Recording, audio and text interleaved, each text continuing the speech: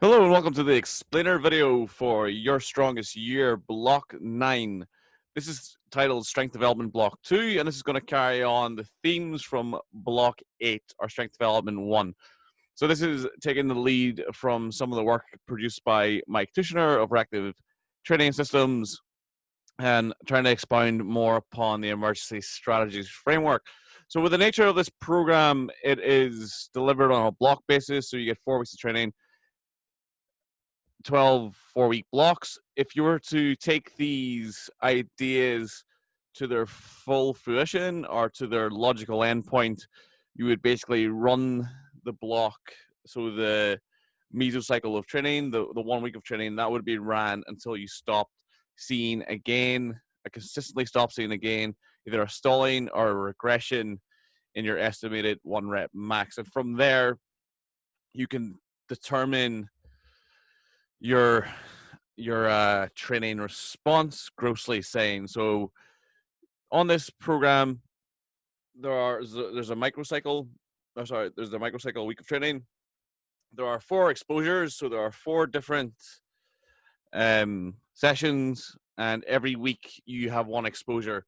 So if you were to run this, say, and every time you ran it, keeping the RPEs the same, all the rest being the same, and you've seen a strength gain, you've seen a gain in your 1 rep max for 12 weeks, and then a sudden drop off, and then you never came back up, you could infer from that you can, if you go off on a phase of training, a block of training, then you can continue to get better for 12 weeks. Some people can go for 2 weeks, 3 weeks, 4 weeks. So the whole idea of the emerging strategies framework are the ideas that we're trying to expose you to in this number of blocks, is to expose you to that kind of training, that kind of bottom-up periodization model, which is probably within IPF lifters probably the dominant sort of planning of training at the minute. So it's like we said, it's basically the same kind of idea. So all of the ideas or all of the discussion from the previous block 8 still follows suit.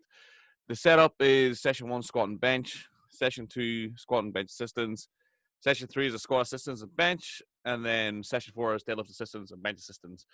So basically you have a competition squat exposure and a bench exposure, session 1. Session 2, you have a competition deadlift exposure and an assistance lift for bench press.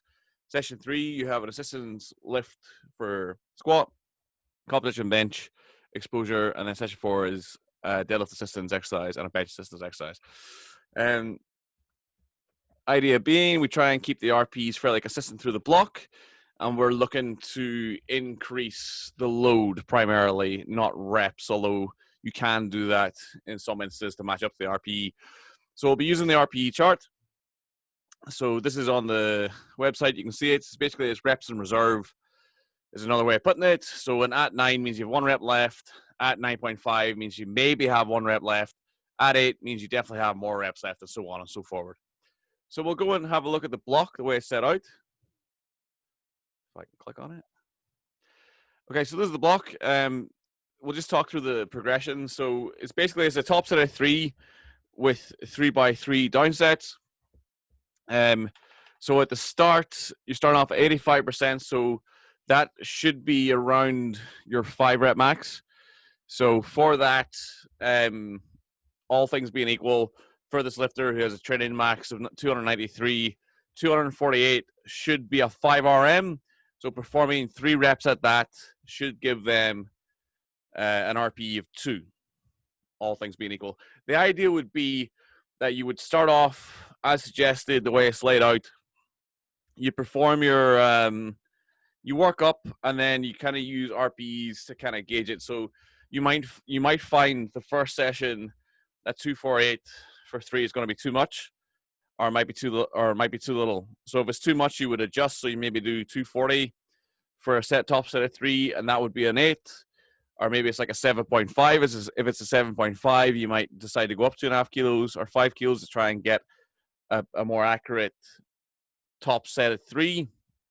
Or if you do the 248 and it's far too easy, you could have done more than 2 more reps. Maybe it's a 7 or a 6. You might go up to like 252, 255 for your 3 at 8. I would definitely say that you're probably better off being undercooking it on the first week and then building into the block rather than coming out the gates too hot. Coming out the gates too hot for more experienced lifters can be a good idea. If it's on, then you have a good training cycle. For less experienced lifters, coming out the gates too hot is just basically going to put too much pressure on the following weeks. So try and find, and it's considering that we've already done a block of 5s, an 8's not a bad place to start, but if in doubt, kind of go for a 7, 7.5. It's better to undershoot at the start.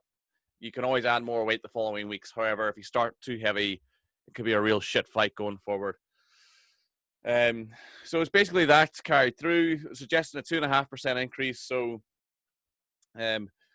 week 2, all things being equal, 88% would be a 9 because it's a 4 rep max.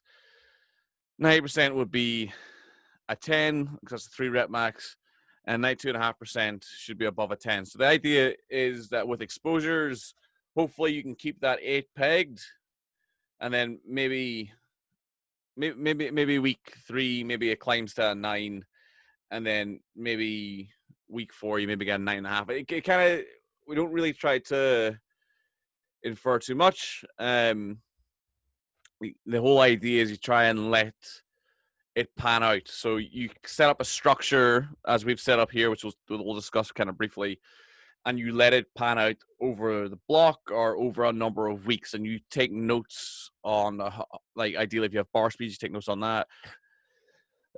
But most people won't have the ability to track a bar speed, so you'll take notes of RPEs, keep a detailed training log, keep a note of fatigue, keep a note of how you're training or you're feeling, and kind of just collect data as you expose yourself to the training and let the data tell you a story rather than starting with the endpoint in sight and then creating the narrative. You basically set up a block of training or a week of training that seems rational, bake in some kind of progression to it, and then let the data, the training data, suggest the narrative rather than you being top down. This is how it's going to work. So that's the progression. All of the lifts follow the same trajectory.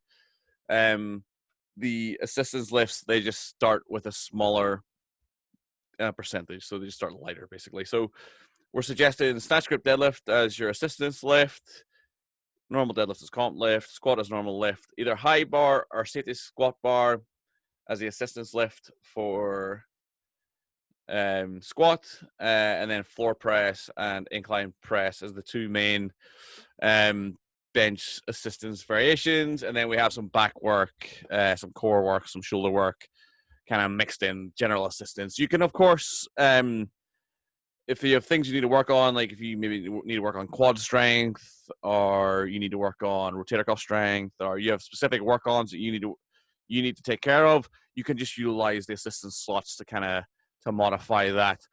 And also with your assistance lifts, maybe if you find front squats a better lift to drive your back squat performance, or maybe you find cambered bar squats or box squats a really good lift, or maybe for deadlift, maybe you only like deadlifting once a week and you really like cambered bar pause squats on a box as an assistance lift for deadlift. You can just kind of, you can switch, you can obviously mix and match these. This is just kind of just like a framework for you to utilize. So that's more or less it. I mean, there's not really much point going into the average intensities and the volumes, because as you can see, the volume remains the same, 256 lifts per week. Average intensity climbs up 2.5%, but that's the manipulation we already talked through. Okay, that's going to conclude this video. Hopefully you have an good training block. As always, if you have any questions, feel free to email speedpowerperformance@gmail.com or contact or get on the contact form on the website. Thank you very much for watching. I'll catch you for block 10. I stop.